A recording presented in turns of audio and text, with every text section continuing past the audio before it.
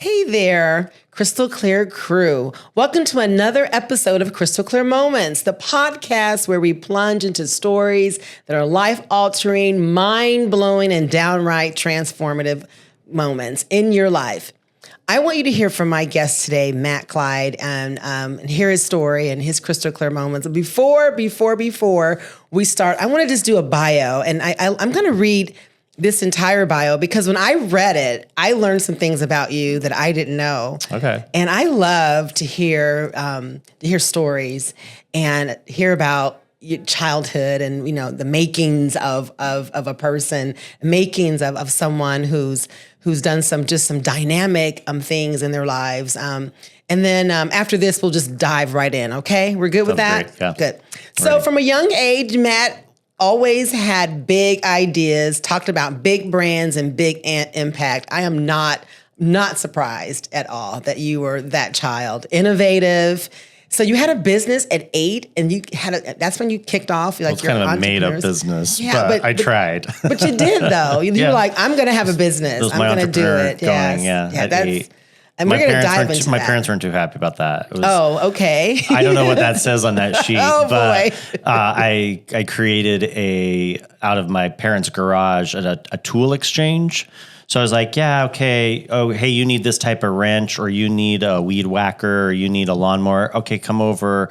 And I'd rent it out. Stop. That's out of my hilarious. parents' garage from my neighbors and charge them a fee. Rent a tool. And then my dad be like, where's my lawnmower? Wait. This is so funny because that part is not in the bio. Yeah, sorry. So I just want to know. A little bit of detail there. Like your pricing. Like, how did you know how to price I can't this? remember. I think it was like $1 for a rental, and were people or up to $5. I think people thought it was like, oh, this neighborhood kid's like kind of cute, and he's kind of doing this thing, and they're like, here you go, here's $1. Yes. But then they went and told my parents, like, that he's like, cute. He's hawking your stuff out of your garage. Like, remember, like Rent a Center? So now it's like Rent a I was Tool. like out of my garage. I thought it was like pretty smart. Oh, that's very smart. Yes, I can definitely see my youngest son thinking of that. That is innovative. And to my parents' credit, I didn't get in trouble. It was just like, hey, don't do that again. Yeah, but they they're like, you're just channeling your energy over here. Right. I bet you behind the scenes, your parents were like, yeah. I hope so. Like he's like already has like the business mind and he's already thinking. So they might have been shaking their heads like, what is he going to do next? I love the fact that you actually charge people for renting. You were renting out your parents' items. Yeah. So your cost, no overhead, low overhead. No, it was a great business model. Your business model was like the best, I bet. Then you received an award at 19. Young Writers Award from the Sundance Institute, which is pretty amazing. So we'll talk about a little bit about that. Your face lit up a little bit when we talked about that. It's good to kind of go back and think about some of your early years, your accomplishments, sort of the foundations of who you are for today. Then we launched right into where you and I met. You launched your business in 2005, and I met you under the umbrella of your business, Mat Clyde. And I want to read this because you guys done some dynamite things. And I'm a huge fan of Mat Clyde. I'm always cheering you guys on. I think that you guys are a model business, and I've shared it with organizations, Fortune 100 companies. I've shared your business model in terms of how you treat your people, your culture. I think it was pretty, you guys are ahead of the curve on that and the way you do it. And we're definitely going to talk about that. But some of the accomplishments, you work with organizations, you work with Banner, you work with Paul Mitchell, you work with Vitamin Water, and you guys do advertising. So you're creatives of the world. And I think about right away Madman. Yeah. So I've been in your office. It's not like Madman at all. No. Yeah, but people who want to think about, creatives and advertising, that's sort of a good picture of not the culture, but just what you do. You tell stories about brands and you bring brands to life. Yeah, in various ways, and which is very cool to do and to be part of. Also, you've been part of best-selling authors, your business. You had celebrity chefs. You support local startups. You're a huge person. Your business in terms of giving back. Giving back is part of the model. Yeah, of what you do. At the core of what we do is this idea of giving. Yeah. Yeah. Give what you can to the community, and it will come back to you in return. Yeah. I have here like over $3 million. That's a lot of give back. That's huge. I mean, to have that, and that's part of the spirit of Ideas Collide. That Absolutely. So you attract people who work for you who in their heart are like, you have philanthropy throughout the entire organization. So that's nice. It's very much at our core. Yeah, and it shows up, and again, the dollars and your impact. Also, you're noted the business, Phoenix Magazine's Great 48 Most Influential Phoenicians, which, look at you. I was proud of that. You should be. That was a nice moment. Yeah, and Matt's very humble and laid back, and, you're not a person that likes to shine, but you're proud of what you've accomplished. Of course, it's hard work, but it's not all of you. You're more than that. And there's a huge team behind immediately. that. Yeah. Yes, I got that immediately that, this is what we're doing, but it's an entire team that's part of this. And your team matters. Yeah. Like you listen to your team. And then also we have here the top 25 minds in marketing, Hospitality Sales and Marketing Association International. That had to have been like, now come on, that had to feel good. That's the ego. We're talking about top 25 minds. Well, Einsteins of marketing. That was fun. It was in New York. I got that recognition in New York City. So, and this is where I started working in New York City in advertising. So it was nice to go back and feel like you at least achieved something. So it was a good moment. Yeah, good. It's good. And then lastly, I love this one because this one I know to be true. You're happiest when you're on the road with your family, traveling, spending time with them, and with your loyal, your dog, your German Shepherd boxer, Finn. Now, this is for real. I've met Finn on several occasions. We've been in meetings, and Finn was like at my ankles. Finn is part of. He's very connected to me and to the very company. Much walking around, very much so. It's like a second home. So that happened. That's just he was sad he couldn't come today. He was very confused. Like, wait, where are you going without me? You should have brought Finn. I could have. We're kind of used to it now at this point. Finn shows up. Finn looks scary, but Finn is not scary. It just looks scary. I like dogs that look ferocious but are super sweet. It's kind of like you trick people, like not to bother you. He's a good loyal watchdog. That's loyal, good. Yeah. But I'm sure kind, and I'm sure can be really a watchdog when needed. He's good to bond with. He reads your soul. Ooh. He can like sit and stare at you, and you're like, what are you thinking about? He does stare. You're right. I think he stared me down like the first time I met him. He's got a presence. You're right. I wish I knew that before, because I would have at first I was like, okay, this dog is making me nervous. And I realized, he's just checking me out for 20 minutes. Because he has a good stare down. Yeah. All right. So let's talk about some of your crystal clear moments. I like to do it in pockets, but you're just going to go wherever you feel comfortable. And what's amazing, we know each other very well. And I'm coming in here completely like, you didn't give me any anything. You're just like, we're going to talk. So and you trust me. I appreciate that. It's like a friend conversation. Absolutely. So totally trust it. That's why I totally showed up this way. Thank you. I appreciate no preparation, it. and let's see what we talk about prep. I want it to be a conversation. I want it to be real. organic or authentic. I wanted people to know you for who you are, and I think sometimes questions can box you in, and we start to rehearse, and then we start to not, or overthink it. So I just like it to be natural, and let's have some fun. So before we really go into the moments, I just want to say that I met you. We were introduced through your previous HR manager, who I was introduced from a friend. So everything's about relationships and being introduced. And we met, and I met you and your organization, and I've been partnering with you for now, we're looking at 5 years almost. And it is by far one of my favorite connections. Your organization makes me, my team, feel like we're part of the family and we're part of your success. And I'm always cheering you on behind the scenes, and you make it so easy to do business with for me. And I'm just so grateful for our relationship that's become friends. And you've even given me some tips about business. I feel like you're an advocate for me and my business and for what I'm doing. Huge I just want to thank you for that. Thank you. It's really kind that you do. you like voted for me. I feel like, yeah, I'm a vote for her. Yeah, I'm behind her. And that's a 100%. good feeling. That's a really good feeling to have. Yeah. So thank you. It's a mutual respect. Thank you so much. Yeah. Yeah. You showed up in a time for me where I really needed it. I have a big belief in life that people come into your life when you need them, and you kind of attract that in your life. And you've manifested that many times over.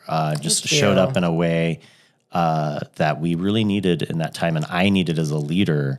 I needed to your point. I needed some crystal clear moments, and it was a foggy time. And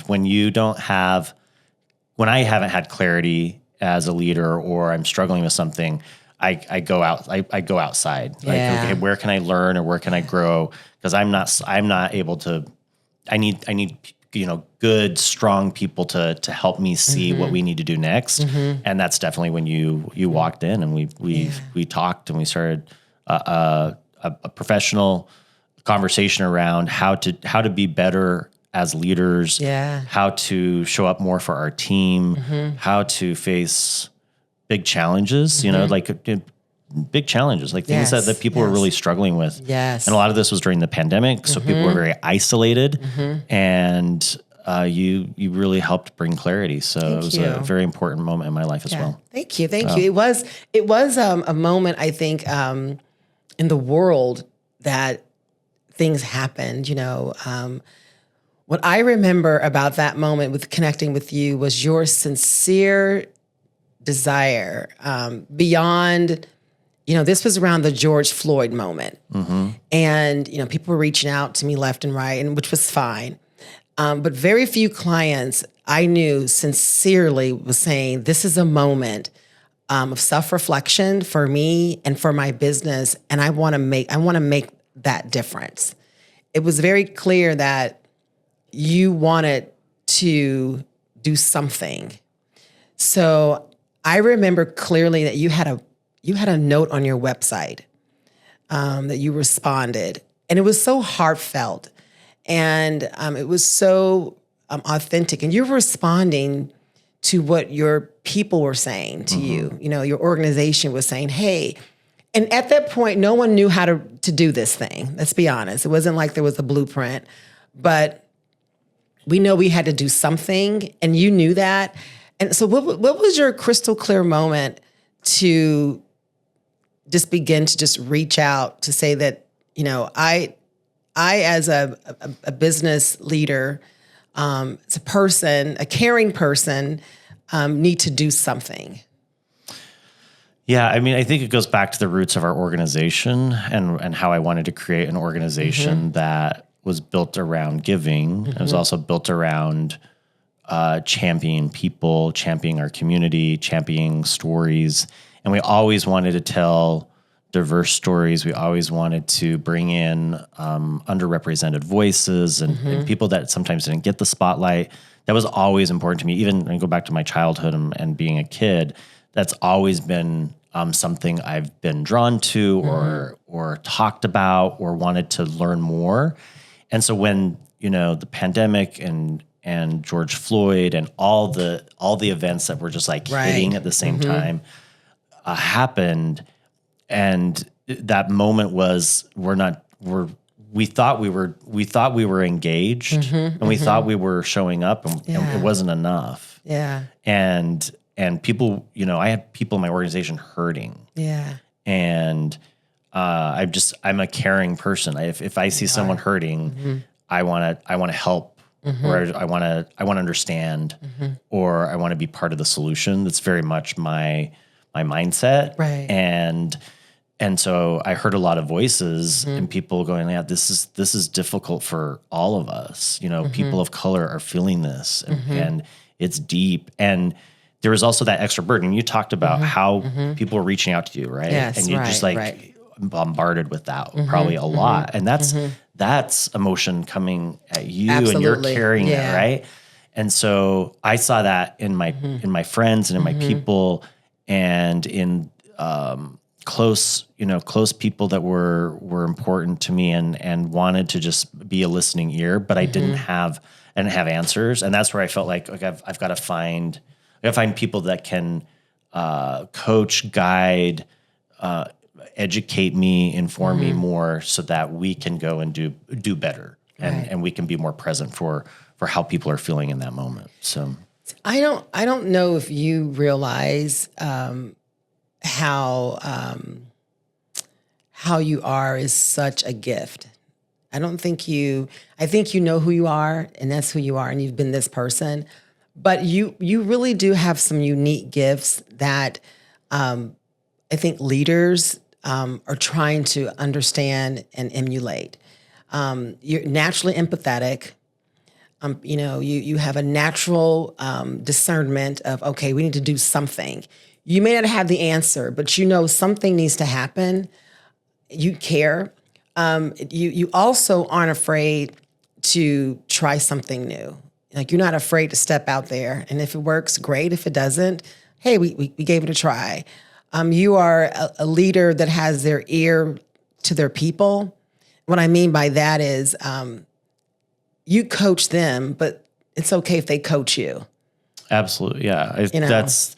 To be empathetic, I talk about this with our team a lot. Empathy it's both sides, understanding each other, but you have to be in a place of being willing to listen and to be very humble, because otherwise it's like there's a blockage there, right? And you can't really receive what that person's trying to communicate. And we never fully understand, what's happening on that other side if you're in that conversation. But we try, and I talk about this a lot. It's like, what is it like to be in their shoes in some capacity or in some way? And but it has to come from both, both whoever's at the table sitting and trying to solve something. So true. And you're really trying to learn. You can't learn unless you have that humility and you have that listening. You're taking the time to listen and really understand. What's the crystal clear moment from or just in general? Where did this come from in terms of your childhood? Was this something that was nurtured from your parents? Was this an experience that really sort of opened you up to being a person that understood empathy and people matter to you? And you don't do it in a way that you're patronizing. It's in a sincere way. Like, you do matter. I may not understand you completely, but pain is pain, right? Fear is fear. Emotions feel the same back and forth. So where did that come from? That's a great question, right? Like, what molded that, or how did I get? I would say, a large part of it comes from my parents. They are very genuinely kind, good people, right? That's good. And I observed my parents a lot just being generous, and I saw how it made people feel, and we learn from observation. We do. And so that was a big part of it. And that giving spirit was very much part of me growing up, and not thinking about others sometimes more than you put yourself, like, worry about your friend next door, worry, like, how are you helping out there? Very nice. Put that stuff, whatever's bothering you, like, kind of put that aside and just go help that person over there. They're probably struggling more than you are. Right. And that type of parenting or pushing me out helped me go, like, okay, this isn't a big deal. Like, whatever I'm feeling, I can get over that, because that they're going through something harder. And so that probably is where that started from. Definitely from their example and their generosity. Very nice. You don't hear that often where people say that their parents were kind and generous. I'm sure they're out there, but just for you to recognize that, and you clearly know where you got that from, that's empowering. And I'm sure you're modeling that for your family, because that's all you know. Yeah. Right? That's part of your DNA, and that's what you're exposed to. What has that ever gotten your way and caused concern? Has being that person ever, like, you ever tripped on something because of it, or wasn't quite it was a crystal clear moment, but you learned from it?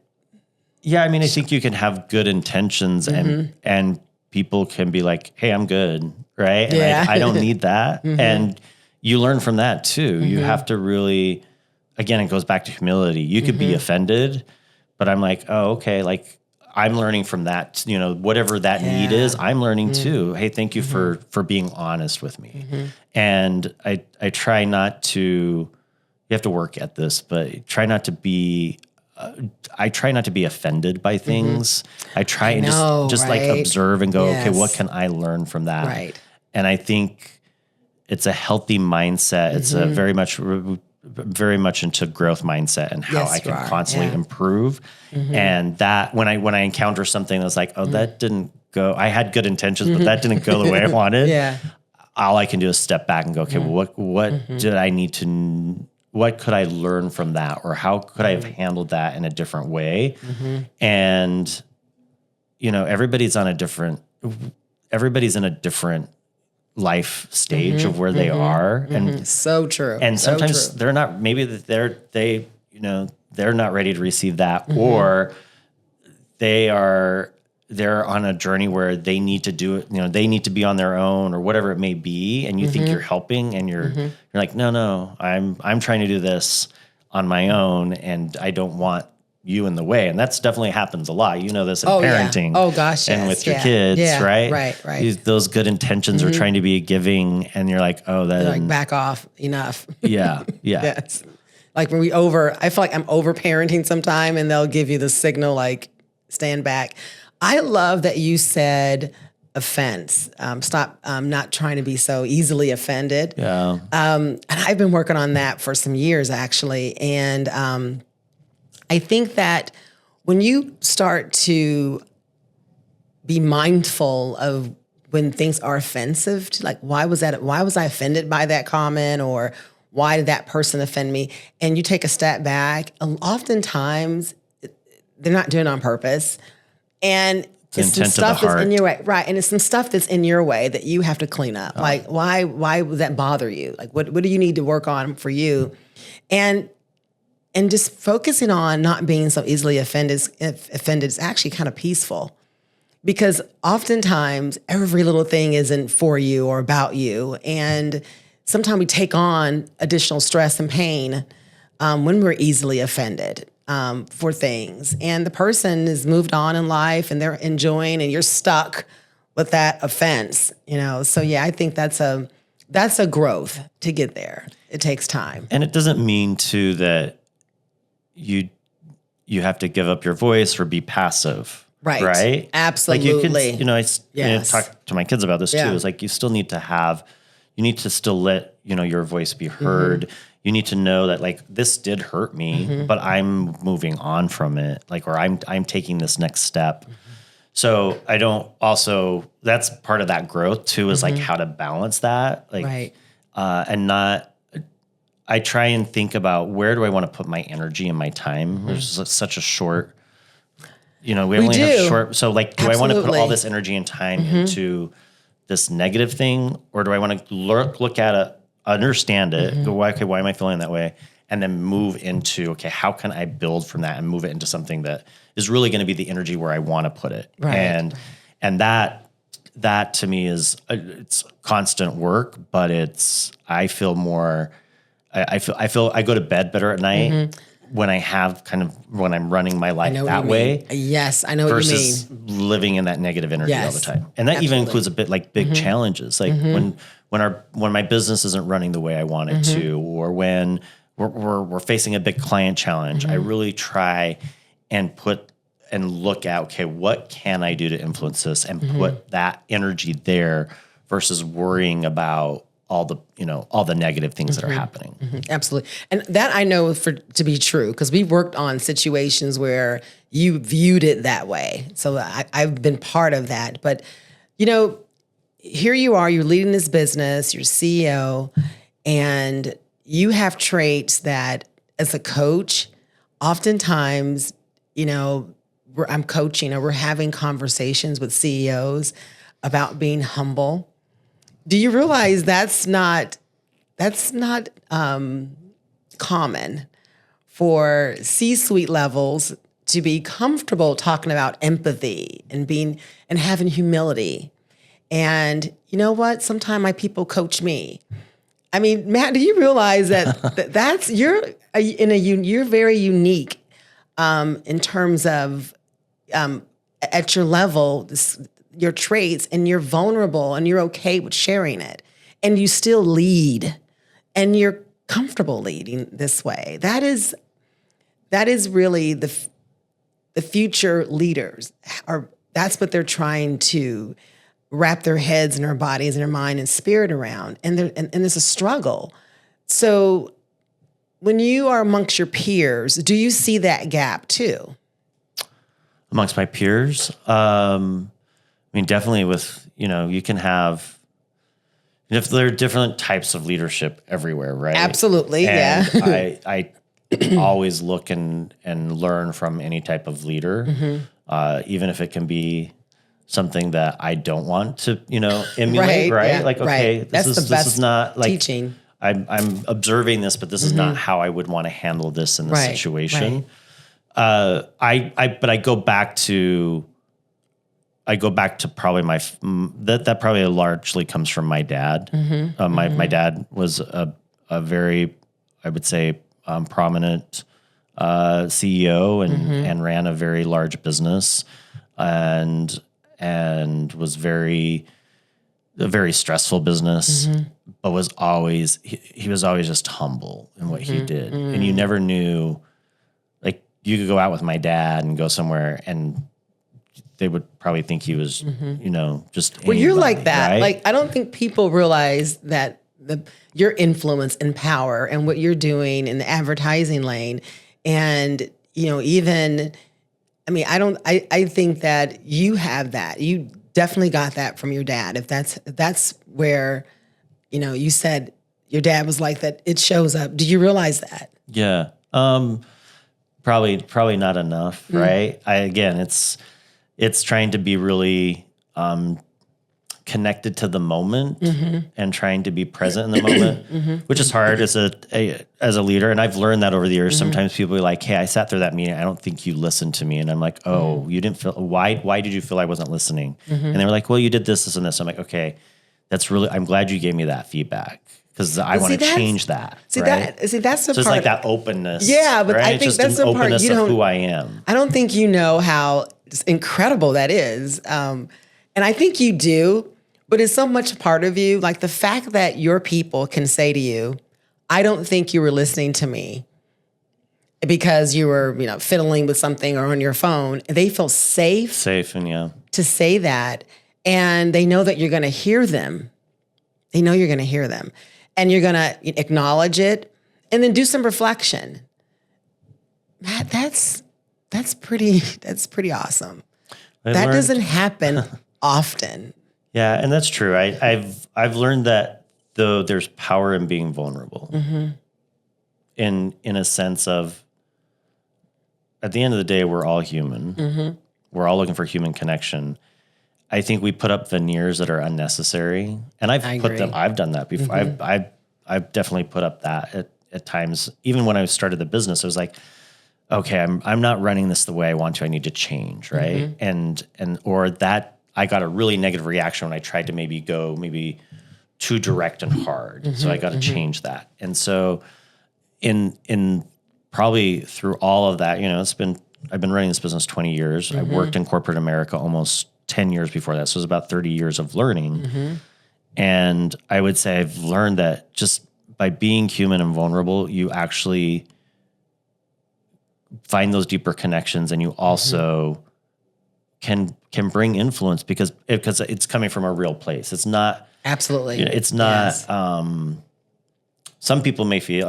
Some people may feel this, but I don't see it as it's performative. It's really just who I am. You can't fake this stuff. Yeah. After you can for a minute, but you can't fake being vulnerable. And I don't like this at all about. I'm not afraid to get emotional, and I've put tears out, like when I'm talking about something that I really care about in front of my entire organization, like, 80 people. They know that. I don't like to do it, but because it's really real and genuine. I'm really feeling that. So why don't you like to do it? Oh, because I don't want people to think like, why is he crying at work? What's up with that? What's up with that? But it's from a true emotion. It's Right. like, it's usually when it happens, it's usually in a moment when we're talking about something really hard we accomplished Right. and we achieved. Yes. And I see the team and I built this company for them and I love and appreciate them. And so it's the same feeling you have when you're with a close friend and you achieve something, or you go have a great time with a group of friends, or you see your kids accomplish Right. something. That same emotion comes to the surface for me, and I can't hide it.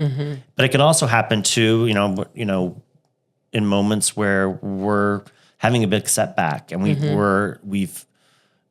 didn't achieve a goal, and you also see the disappointment and the pain. And again, being real and human, I don't hide it, but I necessarily don't always like to put that out there. Right. But I'm sure I would have peers, or other, leaders that'd be like, hey man, you might you crying at might work? need to get that in check. Yeah. And see, I think the future structure of the workplace, people want to see leaders as humans, as ourselves, which means, being authentic. And, if you're an emotional person, you show your emotions. Yeah. If you just being who you are, because I think people are becoming more sharp to pick up when you're not authentic.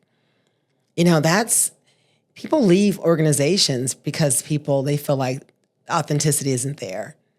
I mean, just simply because of that. And I think you being raw, excuse me, and showing yourself and being vulnerable, I think is a superpower. And you're going to attract people or staff or teams who appreciate that, who can thrive in that area, who can thrive. But I think the world is going, there's resistance, but I think the world is going there. Yeah. Yeah, we've had enough authoritarian leadership for hundreds of years, and I think we got that. Yeah. We got that nailed, but it's rarely you see a leader who's like really excited about an accomplishment and you can see it. You can see it bubble up inside of them. So I think that's what makes you really a unique CEO. And it happens, what I see though, and probably why I'm drawn to it as well, is I see the results on the other side, right? I've seen when I've tried to go more authoritative and that path versus just being real honest, rolling up your sleeves with them, figuring out together, and seeing how they rise to the occasion in a different way. Right. And they want to,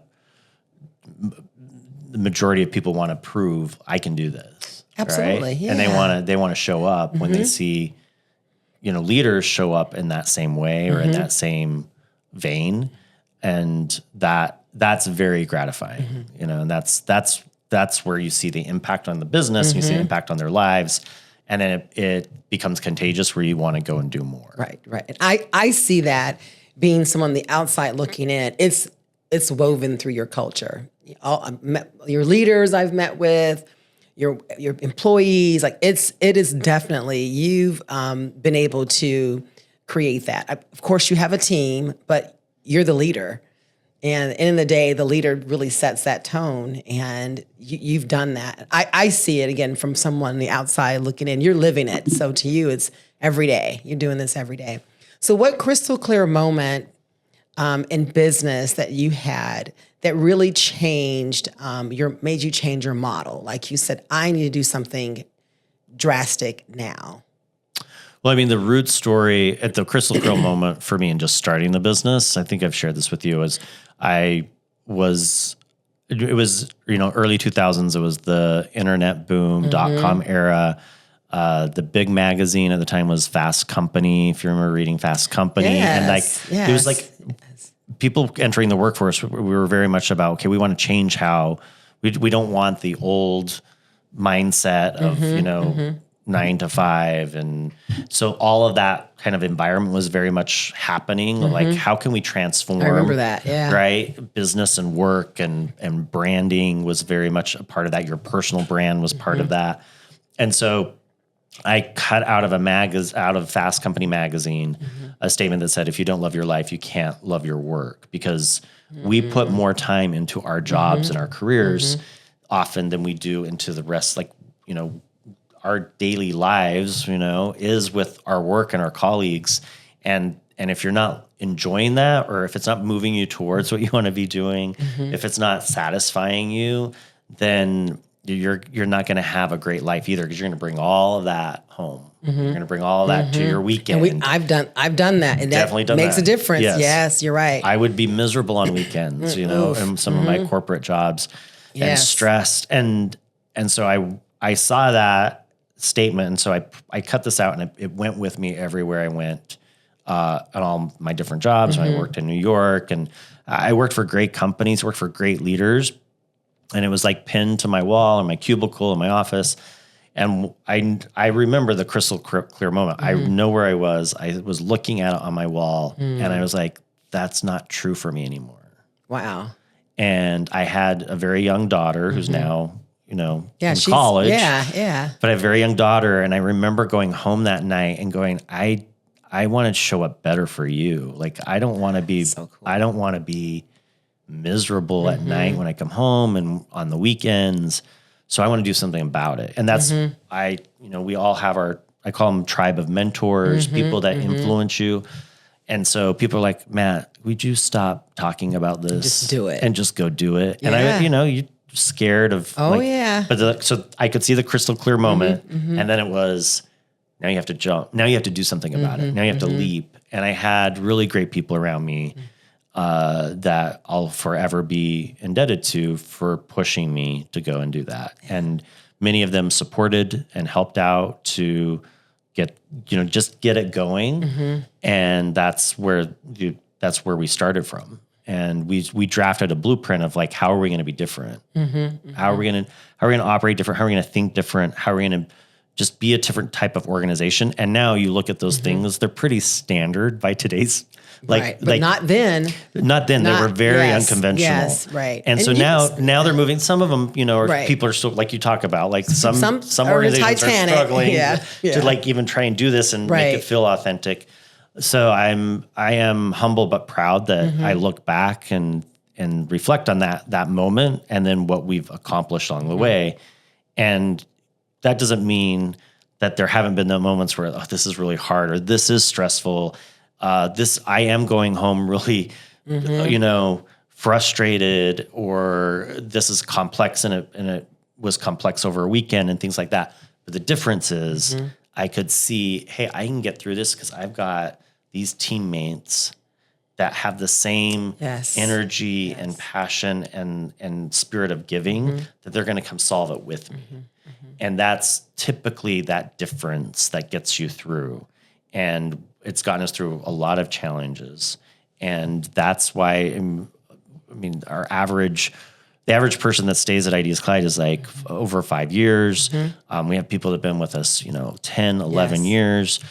People, and I think this is healthy too, people go and they may, hey, I'm going to go pursue this new thing. And they come go back. And do it, and then they come back. Yeah. And I've seen that, and I've been partnering with you for about back. 5 years. Yeah. Absolutely. I've seen that happen. Yeah. Yeah. So I think also, I want to say this before we lose it, and we'll go back. You have great retention data, but I want people to understand, my podcast listeners, that you pretty much have millennials working for you and some Zs. You have Gen X's, but the majority of your group are millennials. And on paper, everything you're saying everything is against that. They don't stick around and, all these different things, but you'd be able to create a culture where they thrive. I see them thriving. Yeah, and I think that's listening and understanding and giving them room to spread their wings and let them show you what they can do. Right. And just trusting, that's someone gave us those opportunities, right? Yes, you're right. And when they didn't, it was so frustrating. I remember being in a room where I was told, go back to your cubicle. Right. You haven't earned this. Yeah. You haven't earned the seat at the table yet. Where where you always have an empty seat for whoever wants to show up at the table in your office for your folks. Yeah. And that's just giving them opportunities, and it can be in many ways. There's just different ways that we forge open doors and windows and paths. And sometimes it starts small. And you know, I have people that work for us sometimes they want to get there faster. I'm like, yeah, just give it some time, because you've got, like, look at those 3 steps you just made. That's getting you closer to where you wanted to be, right? Right. Yeah. Oh, that's exciting. Okay, let's keep at it. And I don't think there's shortcuts to these things. So, No, right. And often, you know, we want to go to the accelerated, like, path.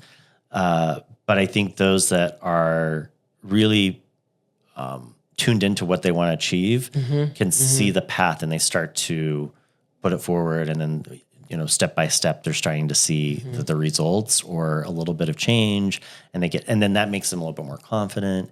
And then they're going out for that next thing.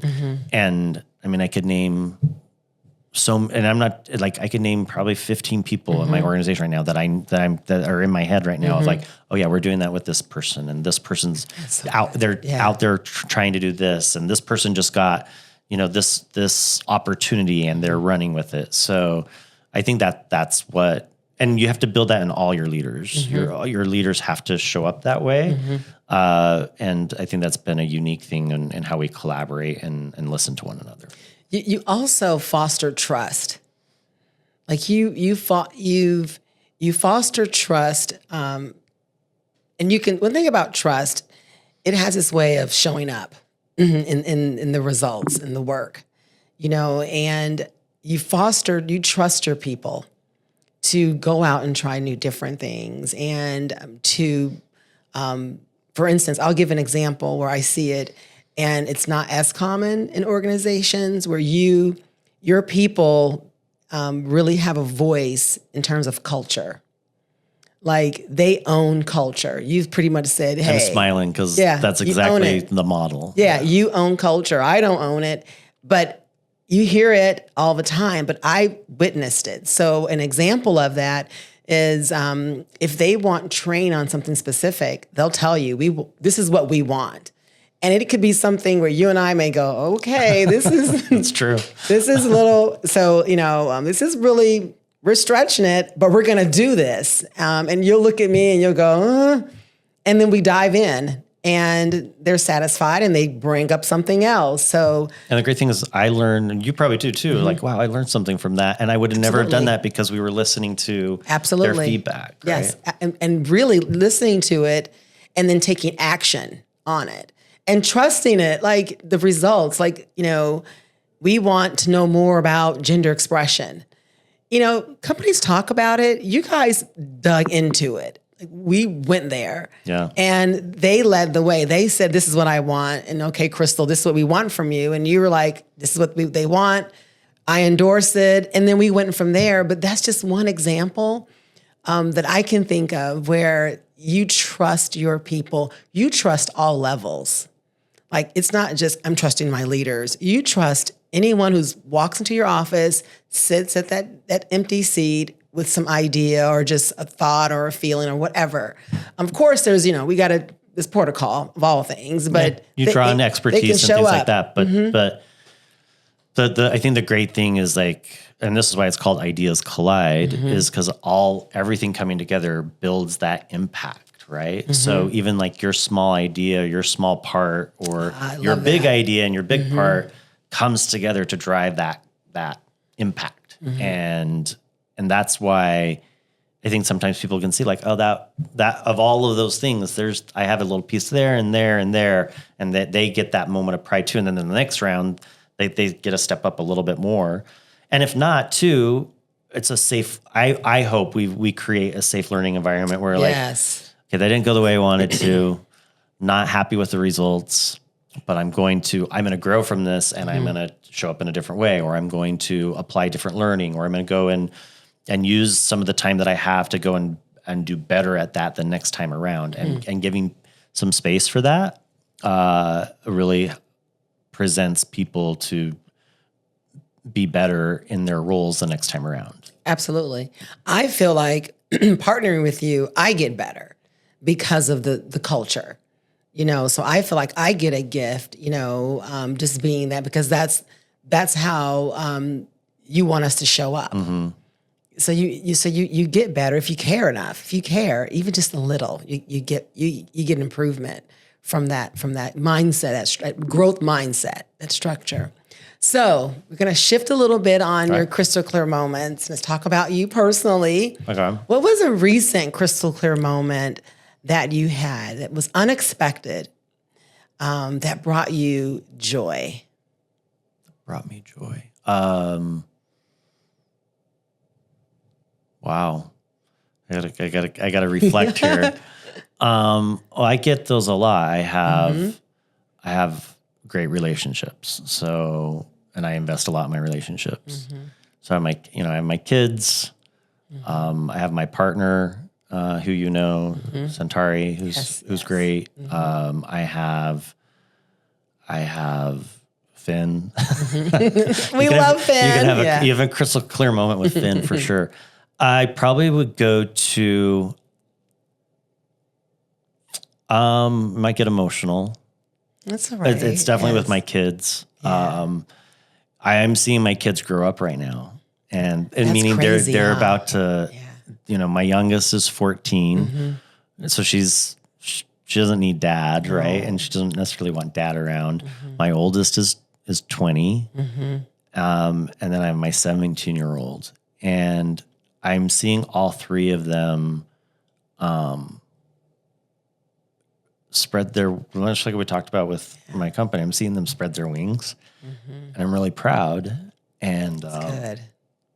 I see their own unique talents come through in a way that gives me just a little bit of, you worry about your kids all the time. Oh yeah, you do. All the time. You really do. But it was just a little bit of peace of mind. And this is why it's my crystal clear moment, because all three of them right now are working at something that they love. They've been working towards for a while. They love, or that they think that that's going to be their journey, right? And they're all in that moment, and in different ways, in different learning moments, and they're sharing those with me. They're coming back and hey, look, and so those moments are what come to mind. I have a senior, 17-year-old is about to graduate. Yeah. And that's emotional. Graduation is like, it breaks you up. Yeah. Those transitions from one place to another for kids. Yeah. But he's preparing for what he wants to do in the future. And I'm seeing him do that. And he's doing the work.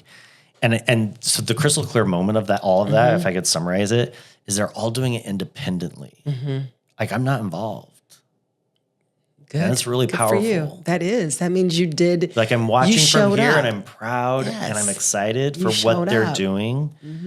And they know I'm loving and championing them, but they're doing it on their own. And they're coming back and report back like, hey, this is, look what happened here. So my daughter's preparing for her student teaching, and she's been doing the applications of student teaching, and she's being observed in her student teaching, and she's getting great, just really good feedback. That's exciting. Good. And so, and my youngest is preparing. She's got the big high school leap coming her way. She's got her friends, and she's doing some own work of her own, like, what she wants. She's seeing her older siblings. She knows that that's going to be a lot of transition for her. And I'm seeing her trying to navigate and figure out her place in that too. And so it's been fascinating to watch, but the moment is that I'm not in there filling out applications and they're doing it all on their own. And that's exciting. Good. Because the foundation's been set. They feel safe. Hopefully. They feel like that you trust them. Just kind of the things, your model that you use in your same values you've transferred, your business that you, with your family, goes back and forth. Trust. They feel safe to make their own choices. They feel like they're safe to fail, right? Yeah. We always say that, but it is scary, but they know that they're going to be okay, and they know they have someone there, resource, so they can stretch.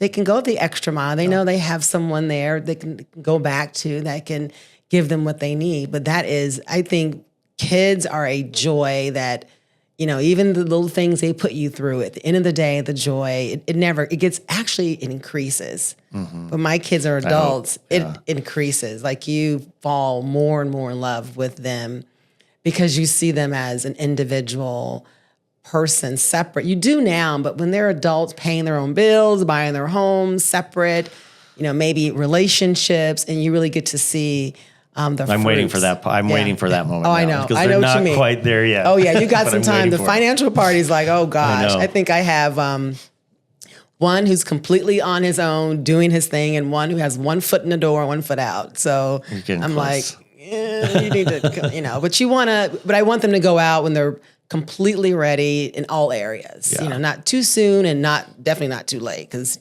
you got to go, right? Yep. So definitely. So before we wrap up, what crystal clear moment that maybe you're anticipating? Like, ooh, how we can anticipate or manifest a crystal clear moment for yourself. And this can be personal, professional, but just kind of like gleam toward some sort of a crystal clear moment. Well, I hate to admit this. I turned 50 this year. Really? Yeah. Uh-oh. Welcome. I'm going to hit the big 5-0. So Here come the jokes. People never stop. Oh, my friends picking have on been joking. you. Yeah, people have been joking on me. My kids even have been joking with me of this is long overdue to be in the 50 club. Yeah. So maybe I guess I'm anticipating I'm doing some planning. I'm going to be doing I have a trip planned with my son, my daughter. We're going to Europe as part of his graduation present. I have my 50th, and I guess all of that's wrapped up in having just really crystal clear moments of what the next, 10 years looks like, and setting some ambitious goals. And so I can see that. My big word for this year, I pick a word every year that kind of guides me. Too. I was going to ask you that. Oh, yeah? Your word of the year. Yes, I want to hear that. My word is confident. Ooh. Yeah. Yes. Just going forward with confidence. Yes. Even if it's hard and challenging, it's going to go forward with confidence. How's it showed up? Has it showed up for you lately? It's definitely been challenging. Like there's been challenging moments It's a good this word year. too.